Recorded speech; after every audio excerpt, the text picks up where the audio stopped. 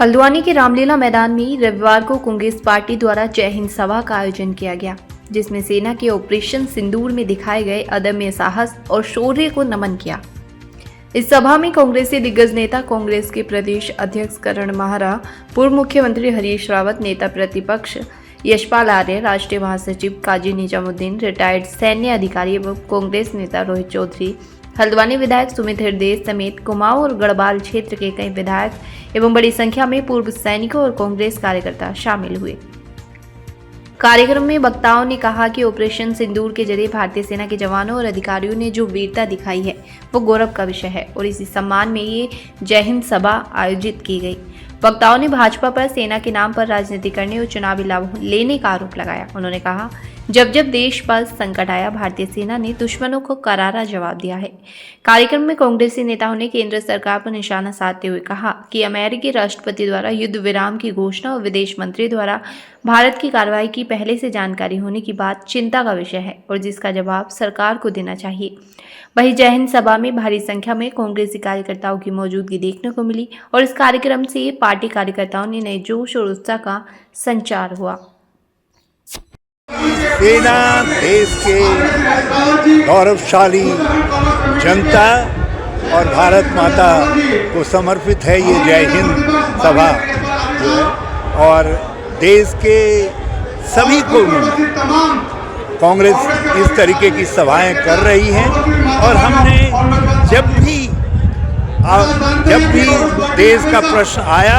हमेशा जय हिंद कहा और आज भी हम देश के साथ मिल करके जय हिंद का उद्घोष कर रहे हैं और पूरा राष्ट्र, पूरा देश हमारे साथ जय हिंद का उद्घोष कर रहा है। आज हल्द्वानी में भी सारी हल्द्वानी, इसके अगल बगल के सारे इलाके के लोग आकर के बहुत उत्साहपूर्ण वातावरण में जय हिंद कहने के लिए आए और ये जय हिंद लोगों में दोनों चीज़ें, एक तो सेना के प्रति सम्मान है, उनके त्याग, बलिदान और शौर्य को लेकर लोग ये चाहते हैं कि उनका सम्मान करें। दूसरा, जिस तरीके से भारत की सरकार ने ट्रंप के कहने में सीज फायर किया, जिस तरीके से हमारे विदेश मंत्री ने सेना को खतरे में डाला पाकिस्तान को पहला सूचना देके, जिस तरीके से राफेल जैसे विमान को हम इस्तेमाल नहीं कर पाए क्योंकि कोड नहीं थे, वेपन्स लोड नहीं हो सकते थे, और जिस तरीके से कर्नल सोफिया का जो अपमान किया गया, ये सारे ऐसे विषय हैं जिन पर हम चर्चा करेंगे। और आज के रैली सैनिकों के सम्मान, देश के सम्मान, सैनिकों के साहस, बलिदान और शौर्य को समर्पित है। जय हिंद हमारे गौरव का, हमारी परंपराओं का, हमारे स्वाभिमान का, हमारे देश की एकता अखंडता का प्रतीक है जय हिंद। और जय हिंद के नाम पर पूरा देश एकजुट हुआ है। हमने जब भी देश में संकट आया है, जब जब देश की सीमाओं पर हमारे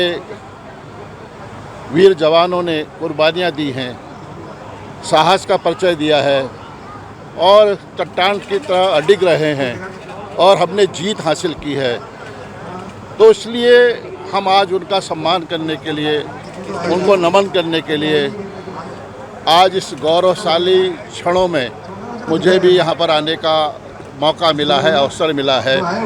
हमने कभी सेना के नाम पर, देश के नाम पर राजनीति नहीं की है, लेकिन हमेशा भारतीय जनता पार्टी ने सेना का राजनीतिकरण किया है। आपदा में भी इन्होंने अवसर ढूंढे हैं और निश्चित रूप से आज जो आतंकवाद के खिलाफ हमारी सेना ने पाकिस्तान पर घुसकर आतंकवादी ठिकानों को नेस्तानाबूद किया है और फिर साबित किया है अपने पराक्रम को, अपने वीरता को, अपने